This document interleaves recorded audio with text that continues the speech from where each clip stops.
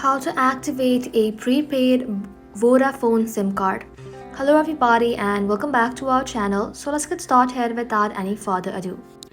For that, first of all, you want to go ahead and simply open any browser in your mobile device. Once you open the browser, in the search bar, go ahead and search for Activate Vodafone Prepaid SIM. Once you search for it, you'll then be able to find an option that says Activate your prepaid SIM. You want to go ahead and tap on the first one that says Vodafone. And on the activation page, Vodafone will tell you what you need: your activation key, which you will find on the back of your SIM pack, and a valid form of ID like your passport or driving license. So when you're ready, you can go ahead and tap on OK, let's get started. And now inside here, enter your activation key when prompted. Then simply tap on continue and then follow these steps to enter your ID details.